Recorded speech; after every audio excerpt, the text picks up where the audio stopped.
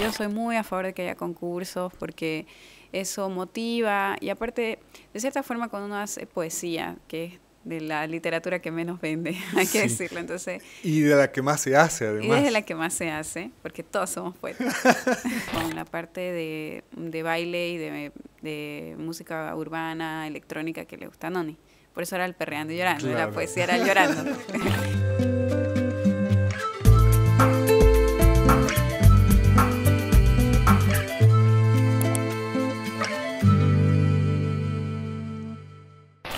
Hola, bienvenidos a otro episodio más del podcast del CCP. Este espacio que hemos creado para conocer las actividades de los artistas, gestores culturales, activistas de nuestra ciudad y de nuestro país, con el único motivo de tender puentes, de mostrar lo que se hace y también de dejar un documento audiovisual en este caso que pueda permitir a generaciones futuras tener un archivo de cómo está la situación o estaba la situación en estos días. Hoy vamos a compartir este conversatorio, este podcast con Lucía Carvalho Sandoval. Lucía, bienvenida, gracias por estar en el podcast del CCP. Muchas gracias, Edson, por la invitación y gracias al CCP igual. Lucía es artista, es gestora cultural, es poeta, es activista también y está ahí en esta generación que ha dado un salto cualitativo muy importante en abrir espacios, en abrir la cultura, ¿no? Porque creo que, por lo menos en mis tiempos, estaba así como muy cerrada, la cultura siempre tiende a ser elitista, ¿no? Siempre tiende a tener una camarilla, ¿no?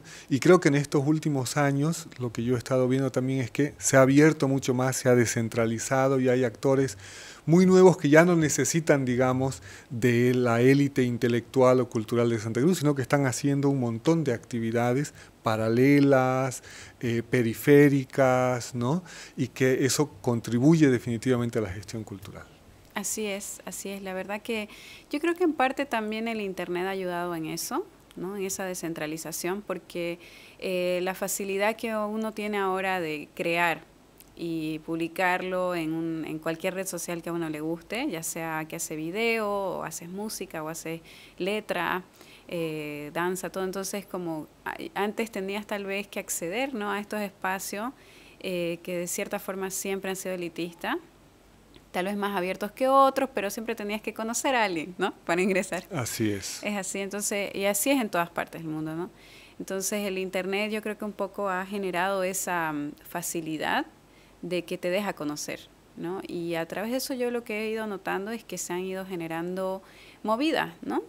Movidas alternativas a las oficiales o a las que podemos ver en la superficie, digamos, en espacios más oficiales. O a la institucional, a la ¿no? Que es así como, está muy clarísimo cuál es la institucionalidad en Santa Cruz. Exacto, que bueno, hablando del contexto cruceño, ¿no?, que es el que yo conozco, entonces sí, porque uno ve, por ejemplo, el otro día yo estaba súper impactada con la cantidad de videos musicales que se están haciendo en Santa Cruz. Uno no se entera, ¿no?, pero están haciendo una cantidad abismal. De verdad es muy loco porque hay, por ejemplo, un productor que se llama El Shori o algo así, que lo seguí en Instagram, y miraba yo su Instagram y videos musicales. Entonces ahí no es solo la producción audiovisual, sino también de dónde están saliendo todos estos cantantes, ¿no? Sí. O músicos. Y era un mundo que yo no conocía y que se está moviendo por TikTok, se está moviendo por Instagram, ¿no?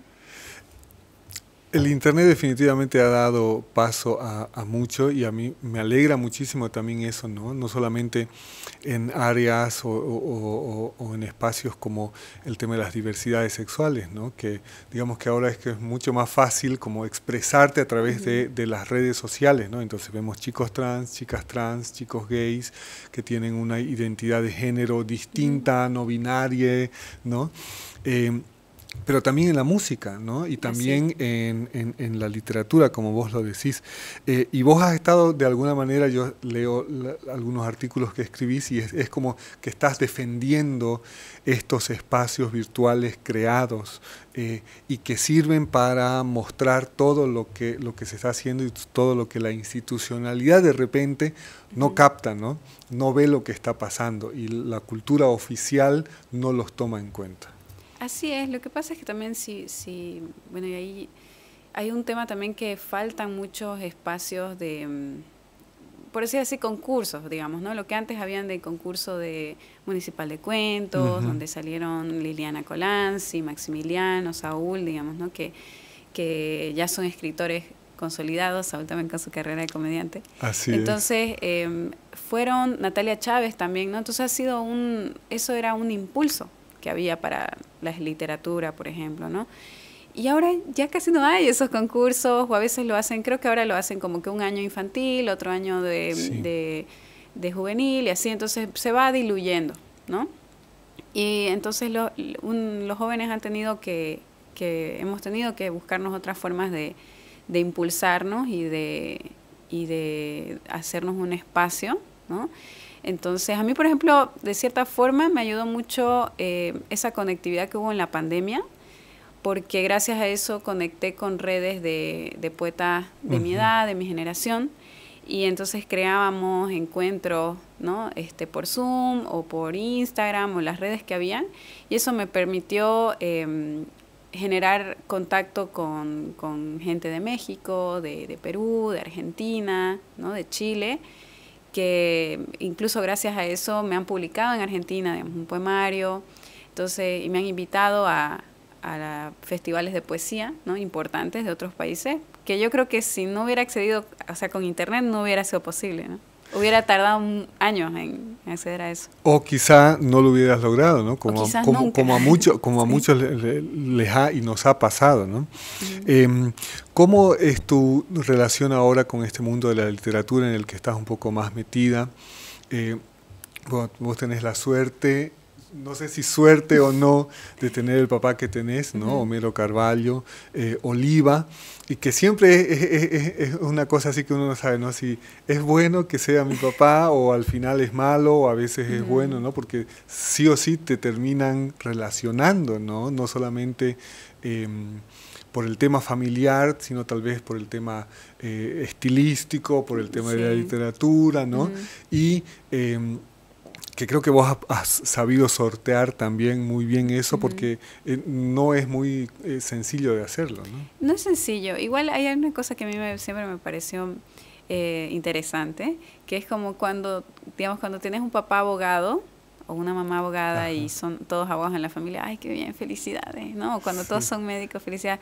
Pero a mí me pasaba de que, claro, yo quise empezar a publicar, porque uno puede quedarse siendo escritor o escritora de closet y nunca publicar, ¿no? Pero cuando yo empecé a publicar, era como, no faltaba la gente de que, quiere aprovecharse de que su papá es escritor, de los contactos de su papá, que su papá, en vez de alegrarse. Yo decía así como, ¿por qué no? Claro, no porque puede no es lo ser mismo algo que el abogado, orgánico, claro, ¿no? que la familia de médicos, que la familia de abogados. Con artistas pasa eso, ¿no? Lo he visto también, digamos, cuando un papá es músico, conocido, no sé qué, pasa lo mismo. Entonces, eso a mí me parece muy interesante. Pero para mí sí ha sido algo bueno. Y sí ha sido algo que para mí es un privilegio también, de cierta forma, haber crecido en un ambiente donde los libros nunca faltaron, ¿no? Entonces, eso sí yo lo reconozco como un verdadero privilegio, que estoy muy agradecida, porque gracias a eso conocí la literatura. Muchas veces... Bueno, yo tengo amigos de mi edad que se acercaron a la literatura muy de grandes porque no había libros en su casa, ¿no? Entonces eso no es algo tan común y haber tenido esa cercanía me ha permitido también ver cómo funciona el mundo editorial, ¿no? Todo eso desde una perspectiva más de adentro, ¿no? Que igual, bueno, yendo un poco a otro tema, igual publicar es difícil, de cierta forma pareciera fácil, ¿no? Y es complicado igual publicar, entonces también saber todo eso obstáculos que aparecen cuando uno quiere publicar su obra también es bueno. Claro, porque uno dice, bueno, a ver, este escritor, o en el caso de tu papá, por ejemplo, ¿no? Yo sé que a tu papá también le costó un montón que le publique en su primer libro, y en esos años en donde no había la facilidad que a mí me tocó, por ejemplo, de juntarme, no sé, $500, ir a hacer mi libro y autopublicarme yo. Exacto. Hace 40 años, hace 50 años no había suficiente papel, era todo mucho más caro, ¿no? Sí. Y ahora ha cambiado todo, porque ahora, si querés, podés hacer un paper, podés hacer un blog, podés hacer un EPUB para Kindle, regalarlo, hacerlo circular, ¿no? De alguna manera la tecnología ha ayudado a que los escritores primerizos tengan la oportunidad de dar un primer paso que no necesariamente sea en la editorial, ¿no? O con el grupo de escritores o alguna cosa así. Claro, o esperar a que aparezca un concurso también, que te publique. Es así, es un poco complicado, pero es bonito. Igual eso de los concursos es así como raro, ¿no? Sí. Yo me acuerdo que hablábamos con Paola Sensebe cuando ganó el concurso. Paola Sensebe igual o sea, libro que ha publicado, libro que ha ganado. Exactamente, claro. Y ahí te das cuenta de muchas cosas, ¿no? Pero ella me decía, en realidad el tema de los concursos es de mucha suerte, ¿no? O sea, más allá de la calidad, del talento que uno pueda tener, tienes que tener suerte para que el jurado le toque la fibra de lo que vos estás escribiendo, ¿no? Hay muchos factores que van más allá de esa cualidad que vos podés tener como escritor. Exacto, no te define, pero no deja de ser de una forma de motivar, ¿no? Yo soy muy a favor de que haya concursos porque eso motiva, y aparte, de cierta forma, cuando uno hace poesía, que es de la literatura que menos vende, hay que decirlo, entonces... Y de la que más se hace, además. Y de la que más se hace, porque todos somos poetas. Es verdad, entonces, sí, pero hay los números, ¿no? Sí. El género de poesía es el que más se publica, pero es el que menos se compra, menos se consume. Sí, es el que menos se consume, entonces, digamos, si uno quiere ganar algo de la obra que está haciendo, especialmente en poesía, digo, porque es más difícil venderlo, un concurso que el premio es dinero, ayuda mucho, o sea, realmente puede salvarle el año, ¿no? Sí. A un escritor, una escritora, entonces... Y generalmente los premios vienen con una publicación, ¿no? Sí, entonces claro. te dan un dinero, pero te publican el libro, que al final de cuentas creo que eso es algo mucho más, en el tiempo, mucho más importante, tener tu libro publicado, ¿no? Otra de las cosas que Lucía es una ferviente defensora es de los géneros musicales urbanos, como el reggaetón. No, porque quería justo hablar con vos de eso, porque seguimos teniendo, creo que, complejos dentro del círculo cultural, artístico, no solamente en Santa Cruz, ¿no? Sino en muchas otras partes. Sí. Y hay un menosprecio hacia estas expresiones populares, ¿no? Estas expresiones urbanas, populares. Por ejemplo, a mí me vuelve loco la viudita moderna, ¿no? Así, sí, me encanta. Que tiene una cosa maravillosa, pero antes de eso estaba Cruz Santa, ¿se acuerdan ustedes de Cruz Santa y toda esta revolución cuando Ronaldo Vaca Pereira hacía este festival de bandas en el centro? Empezaron a aparecer así como raperos, ¿no? Y era una cosa así muy genial, y ahora hay una cosa así, desde Belén Bowles hasta, no sé, el otro día hubo un festival de música de chicas en Meraki, que fue así como un descubrimiento impresionante. Hay un boom de mujeres haciendo música ahorita en Santa Cruz que lo agradezco muchísimo, hacía falta, realmente hacía falta, y especialmente en el género urbano, que es un género que tiene el estigma de ser muy machista, que aparezcan voces como las de Viudita Moderna, o Bachix, o Noni, o Fierita, que todavía no está tan conocida, es más en el under, pero es una rapera muy buena. Entonces, estas voces de chicas, y hay muchas más, que ahorita la verdad que no te podría nombrar a todas, porque hay de varias edades, ¿no?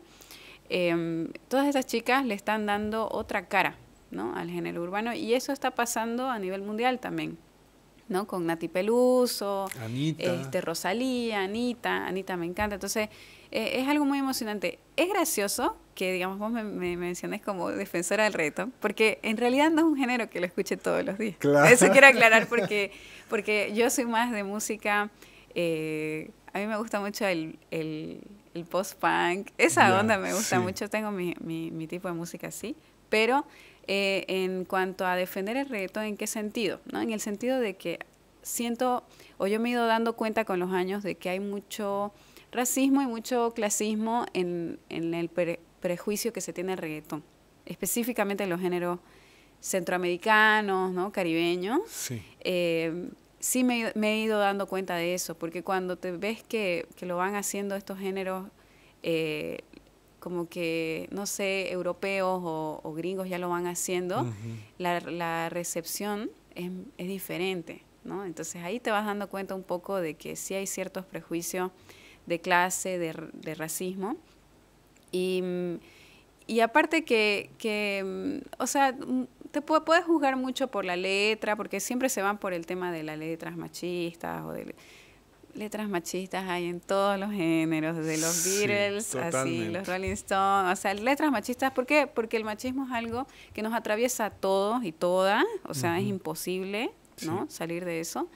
Lo que pasa es que tal vez los géneros urbanos es más explícito, ¿no? Por el tema del baile, que también es algo que a mí me gusta, reivindicar el baile, el perreo, porque es una forma de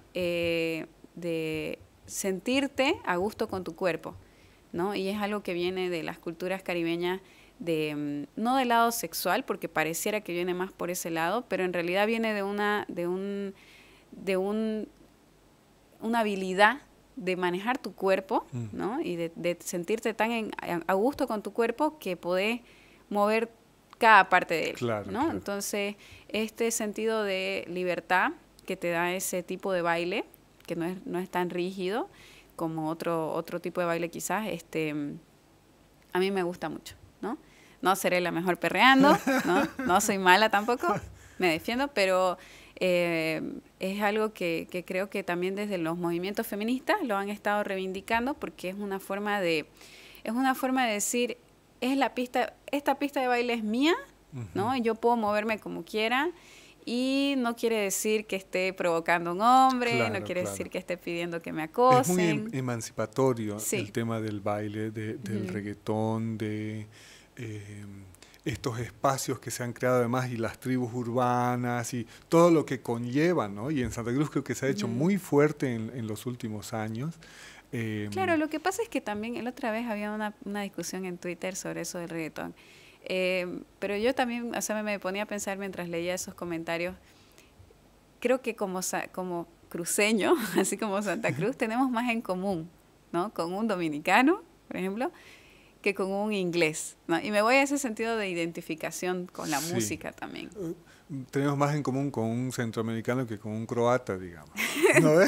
En cuanto al clima y en cuanto al espíritu y todo eso, siento que tenemos más en común. Entonces, quizás por eso los géneros urbanos o el reggaetón o la bachata pega tan fuerte en Santa Cruz, porque viene Daddy Yankee y o sea, se llena, repleto. Sí. Don Omar o Romeo Santos, o sea, esos cantantes totalmente. realmente apelan a la gente. Entonces, y Bronco, digamos, ¿no? Que llena estadios claro. todas las veces que ha venido. Bronco, pero así es impresionante. Marco Antonio, ¿no? Solís, el de las mamás. sí. Cuando venga Chayanne va a pasar lo mismo, ¿no? Sí. Pero hay unas cosas así, esto del mercado, del consumo cultural en Santa Cruz, a mí nunca me ha quedado claro, ¿no? Porque, por ejemplo, yo voy a una función de la Filarmónica y está repleto, ¿no? Y de repente viene, no sé, me acuerdo yo del concierto de Vicente Fernández, por ejemplo, ¿no? No había espacio, así era como increíble. Sí. Entonces, claro, una ciudad que es tan grande, que ya es una ciudad tan grande, que tiene 3 millones, 2 millones más de 2 millones de habitantes, tiene pues público para todo, ¿no? Y seguramente por etapas, por momentos, algunos ritmos, algunos géneros van subiendo más que otros, ¿no? Es así, yo como te digo, o sea, yo estuve en una banda indie hace casi 10 años. Y era otra la movida, y yo me acuerdo otra la muy movida. Bien. Sí, claro. O sea, yo ahora, digamos, veo la movida urbana, ¿no? Y porque mis amigas están metidas en eso, entonces las acompaño y veo la movida urbana. Y me hace un poco recuerdo quizás a la movida que había de música indie, de rock, de esa época, pero es otra cosa, ¿no? Entonces, como vos decís, va cambiando y un poco también los más jóvenes van marcando la pauta, digamos, ¿no? De que se va a ir escuchando. Y eso además me parece a mí genial, ¿no? Sobre todo porque, volviendo a este tema de las redes sociales, ya no hay ningún impedimento para que no se haga, ¿no? Y en el mundo está cambiando. Por ejemplo, TikTok, yo todavía no me animo a abrirme una cuenta de TikTok, pero sé que en otras partes la convocatoria que se hace, para bien o para mal, o sea, que hay gente que ha ido a boicotear a no sé qué evento, a no sé qué persona en TikTok, pero hay gente que ha hecho convocatorias para eventos, para marchas, para conciertos y que funciona muy bien el TikTok, ¿no? Es más, hay gente que se informa por TikTok, lo que a mí me parece, no sé, peligroso. Un poco peligroso un poco también. Bueno, y un poco peligroso. Claro, hay gente que sigue diciendo, no, yo no leo periódicos, yo veo TikTok y leo Wikipedia y no sé, ¿entiendes? Todos estos parámetros que están cambiando. Y ya un poco para terminar ya estás varios años en la movida artística de Santa Cruz, en distintas facetas, ¿no? En la música, en la literatura, en el activismo. ¿Cómo ves ahora estos espacios? Y con espacios no me refiero a infraestructura, ¿no? Sino a grupos de gente, a jóvenes y a los viejos y a los no tan viejos que, por ejemplo, yo ahora, como cuarentón, ya no tengo espacios, ¿no? He perdido muchos espacios porque, bueno, así parece que es la vida, ¿no? Entonces uno va perdiendo ciertas cosas, ya no hay boliches para ir porque ya todos los cuarentones estamos con nuestros achaques propios de la edad, pero tampoco hay como conciertos, muchas cosas así, ¿no? Y se ha reunido todo en una masa muy grande que son los jóvenes, de 18 a 30, digamos, ¿no? Que es la gran masa que además consume y produce arte. La verdad que es mucha, ¿no? La gente que está produciendo arte, digamos, en cuestiones de incluso lecturas de poesía, ¿no? Con mi amiga Noni organizamos un evento que se llama Perreando y Llorando y la idea era combinar la parte de poesía que a mí me gusta con la parte de baile y de música urbana, electrónica que le gusta a Noni. Por eso era el Perreando y Llorando, la poesía era llorando. Entonces era muy bonito porque comenzábamos con lecturas, micrófono abierto, entonces mucha gente que ahora ya está fogueadísima leyendo en recitales poéticos, fue sus primeras veces en esos eventos. Y es bien interesante eso, siempre hay gente que se anima, ¿no?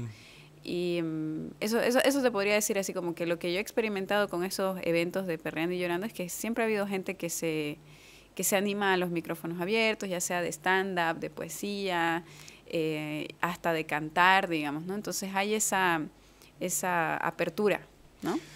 Hay como todas estas cosas que justo que vos estás mencionando así, toda esta movida en Santa Cruz que es impresionante, que yo lo charlo algunas veces con mis invitados y les digo, no, antes siempre nos veíamos las caras los mismos en todos los eventos, ¿no? Comenzábamos en la Casa de la Cultura y de ahí nos íbamos hasta donde hacían la revista Vamos, ¿te acordás? Y de ahí terminábamos en el Centroso, era 2x1. Había un circuito.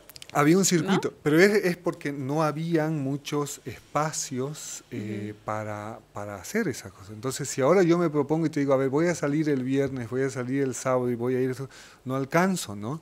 No alcanzo porque hay un recital y además se ha descentralizado, ¿no? Ya no se hace todo en el centro. No, ya no claro, se hace todo en el centro. Ya hay boliches afuera del centro.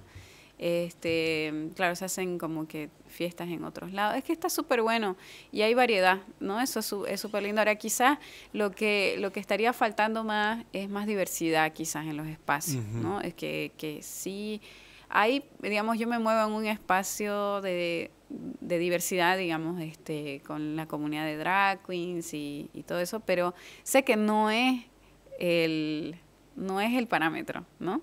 Entonces, quizás que haya más diversidad, ese sería algo que está faltando, ¿no? En los espacios, en la movida, no solo de fiesta, sino en literatura, ¿no? Que haya más Por ejemplo, en Cochabamba y en La Paz hicieron recién un encuentro que era poesía sudaca, que era poesía queer, que me pareció súper interesante.